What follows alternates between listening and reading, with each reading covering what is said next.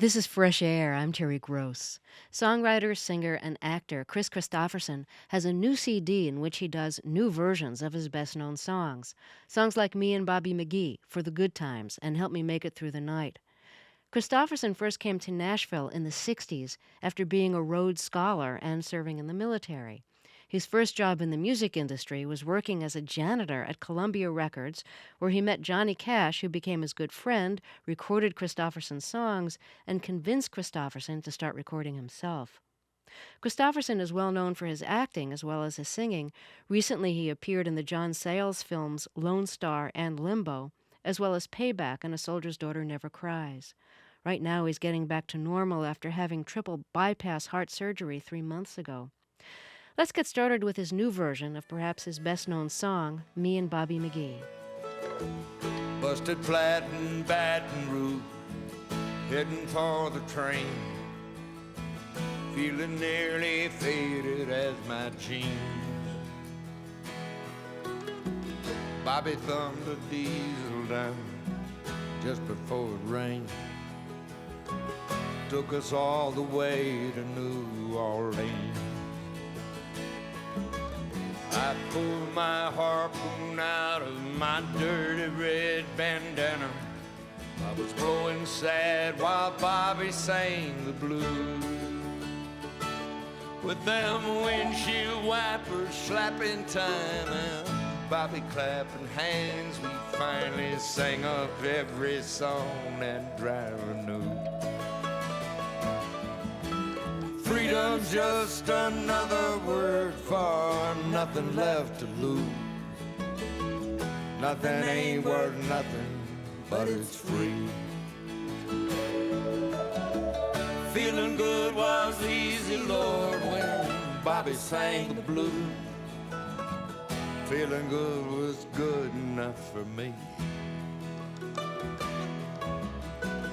Good enough for me and Bobby McGee. Kris Kristofferson, welcome to Fresh Air. Thanks, Terry. Well, let me ask you a little bit about the song that we just heard, Me and Bobby McGee. What first inspired that song?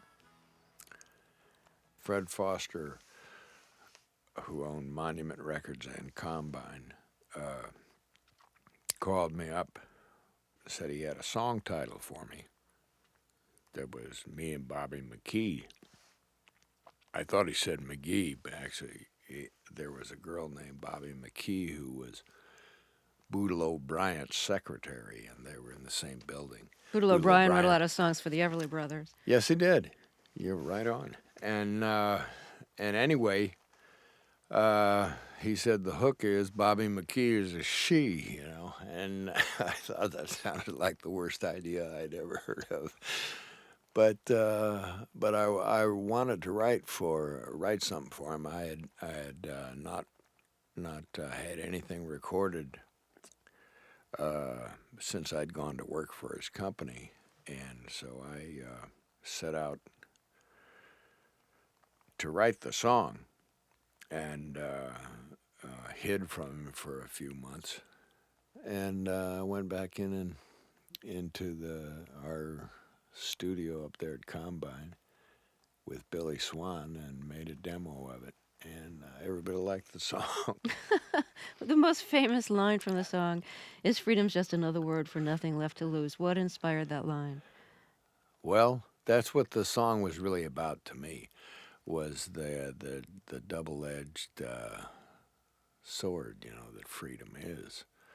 And when I wrote that, some of my songwriter friends in Nashville told me to take it out of the song, said that it didn't fit, that the rest of the imagery was so real and concrete that it was out of place to put a little philosophical line in there. Tell me if I remember correctly, did you have a house that burned down at about the time you wrote this song? No, I had I tell you what I had.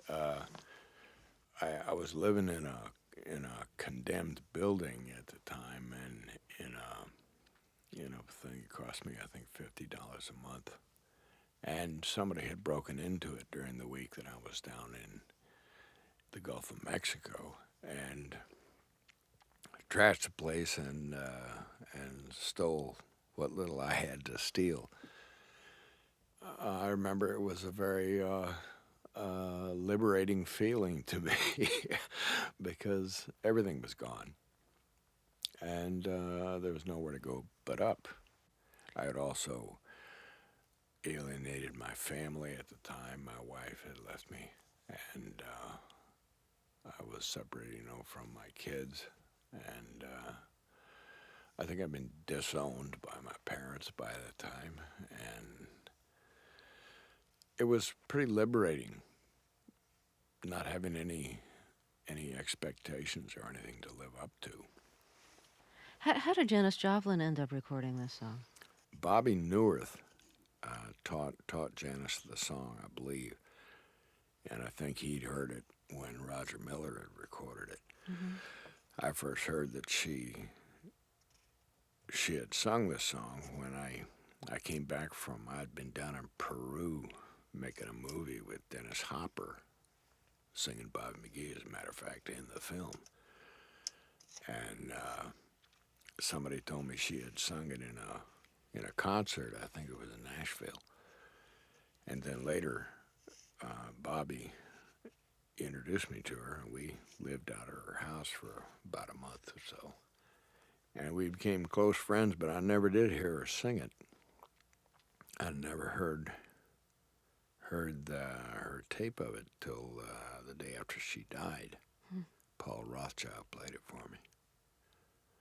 If you're just joining us, my guest is Kris Kristofferson, songwriter, singer, and actor. What year did you first get to Nashville, and what was it like when you got there? I first went there in June of 1965 and was on my way back from a 3-year tour in the Army in Germany, and was on my way to the career course down at Fort Benning, and from there to supposedly to teach English at literature at West Point. And since my military obligation was already fulfilled, I decided I was going to get out of the Army and be a songwriter. I had spent a couple weeks there just on tour. I mean, just, I was on leave and got shown around to some of the songwriter sessions and got a glimpse of the life. I've always felt like I was really lucky to have been exposed to Nashville at that time, because I'm sure it's different now. There must have been some kind of life-changing thought that happened to you since you'd been on this military career track. Your father had been a military career man. Was it a sudden change of heart or what that made you think, I'm not going to teach at West Point, I'm going to try writing songs in Nashville? Well, I had never intended to make the military career or the academic life. I always thought that I hoped that I would be a writer and be able to have a creative life, And then, after I graduated from college, I went to Oxford for a couple of years, and then I went in the military for almost 5 years. And by that time, I had a family and, a wife and a daughter, and I think I sort of despaired of ever making my living as an artist until I went to Nashville. I went there because my last year in the Army over in Germany, I'd formed a band and started writing songs again. I'd been writing songs all my life, but started really escaping into it during the last year I was over there in Germany. Mm-hmm. And went to Nashville to try to peddle the songs. And then when I got there, it was so different from any life that I'd been in before, just hanging out with these people who stayed up for 3 or 4 days at a time, and nights, and we're writing songs all the time.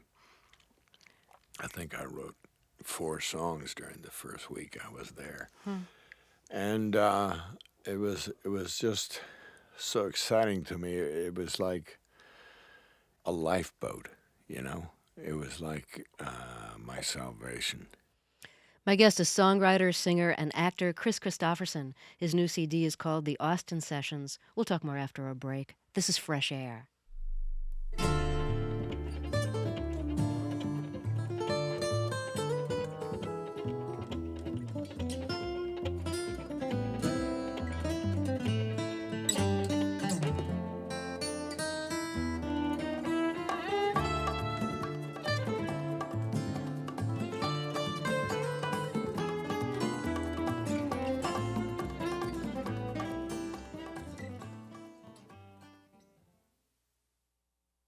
Kris Kristofferson is my guest, songwriter, singer, and actor. He has a new CD in which he does new versions of some of his best known older songs, and it's called The Austin Sessions.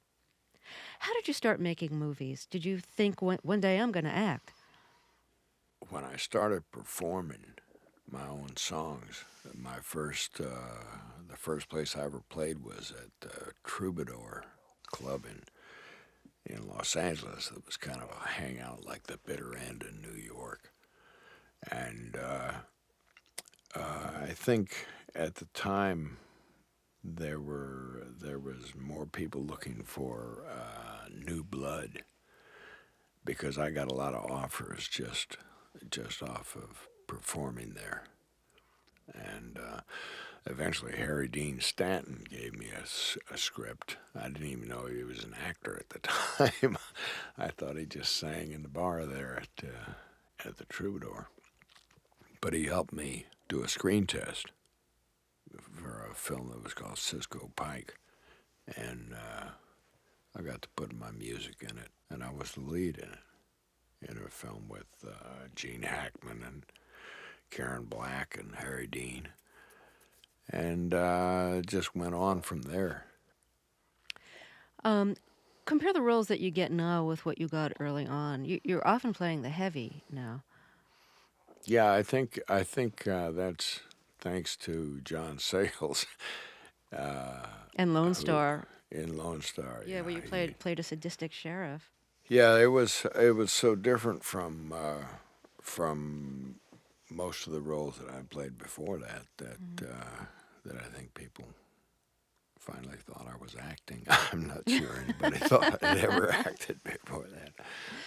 Well, I thought I'd play a short scene from Payback, which just came out on video. And in this movie, Mel Gibson is a con man who's getting revenge on the people who conned him out of $70,000 and also shot him and left him for dead. You play somebody who heads a crime syndicate, and Mel Gibson has kidnapped your son and is holding him hostage until you deliver the $70,000. But now you've got Mel Gibson tied up, and you're trying to get him to tell you where he's holding your son. And here you are threatening him. Here it is. 130,000. That's as close as you're ever going to get to it. But I'll make you a deal. Tell me where John is and I'll finish you quick. I promise you won't have to find out what your left ball tastes like. But if there's even a bruise on him, I'll make this last 3 weeks. I'll give you a blood transfusion to keep you alive if I have to. Where is he? That's Kris Kristofferson in a scene from Payback. How'd you get this part? Well, they had actually finished the film and apparently weren't satisfied with the way it worked. And they created this character for me to play. And I went in and shot a week. And I told Mel, I said, yeah, there's not any pressure on me. The whole film doesn't work, and you're expecting me to repair it in a week. but I think I got it because of playing Charlie Wade, in the Lone Star. Mm-hmm. I would imagine it's a lot of fun to be in a movie like this, in which there's a lot of really good, snappy, hard-boiled writing. Yeah, it was, and good people, like my friend James Coburn and Mel Gibson. It was. I liked the whole script. I liked it from the moment he walked up and took the money out of that beggar's Yes, hat. yeah, yeah. It's a really well written and directed film. Yeah. It also must be fun to be terrorizing Mel Gibson. Yeah, well, well, I don't know. It was so late at night when we did that. I my brain sort of locked up there for a while, and I can remember uh, he was sitting. It was like 4 o'clock in the morning, and he was sitting there. It was painfully in the chair while the guy was smashing his toes with a hammer. And I sort of just my brain was paralyzed for a moment there. I said, this usually happens to me about once in every film. I get to a point where I just can't imagine that I'll ever act in anything again. That I find myself uniquely unequipped to be an actor. I says, but usually it takes longer to get to it than this. This was my first night. Did people panic when you said that?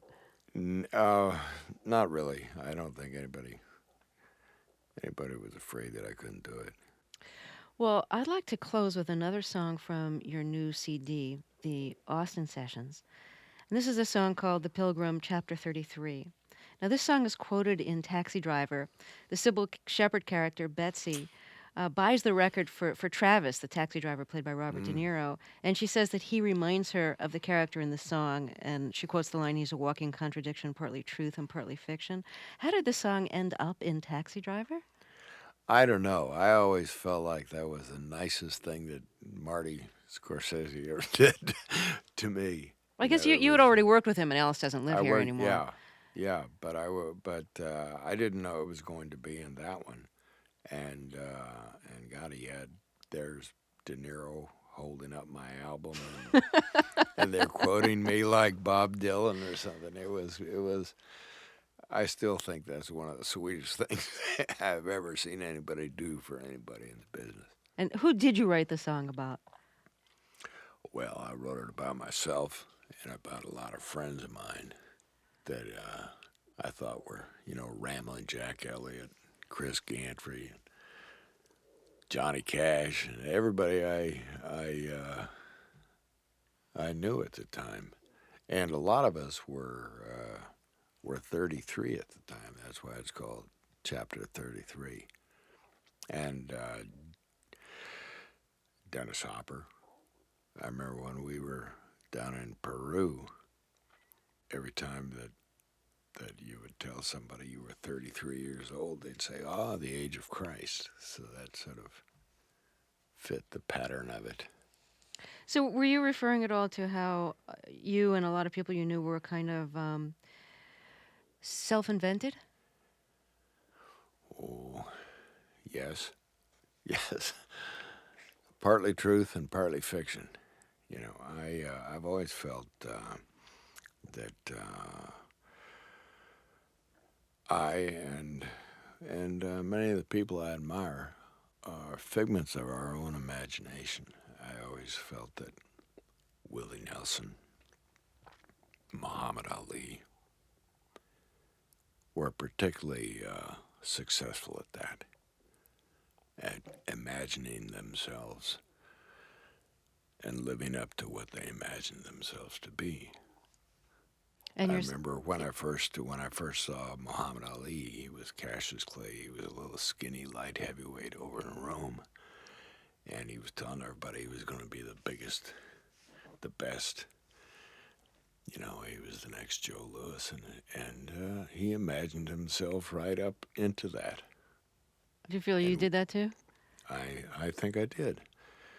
When I think back to when I first was writing my first songs, like when I was 11 years old, down in Brownsville, Texas, I think that I imagined myself into a pretty full life after that. I was certainly not equipped by God to be a football player, but I got to be one. And I got to be a ranger and a paratrooper and a helicopter pilot, and a boxer, and a lot of things that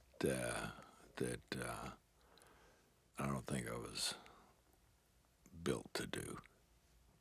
I just imagined them. Kris Kristofferson, his new CD, The Austin Sessions, features new versions of his best known songs, including the song that's quoted in Taxi Driver. You want to go to a movie with me? I have to go back to work now. Well, I mean now. I mean, like another time, though? Sure. You know what you remind me of? What? That song by Kris Kristofferson. Who's that? The songwriter. He's a prophet. He's a prophet and a pusher. Partly truth, partly fiction. Walking contradiction. You saying that about me? Well, who else would I be talking about? I'm no pusher. I never have pushed. No, just the part about the contradictions. You're that. He's a poet, he's a liar, he's a prophet, he's a dreamer, he's a pilgrim and a preacher, and a problem when he's stoned. He's a walking contradiction, partly truth, mostly fiction, taking every wrong direction on his lonely way back home.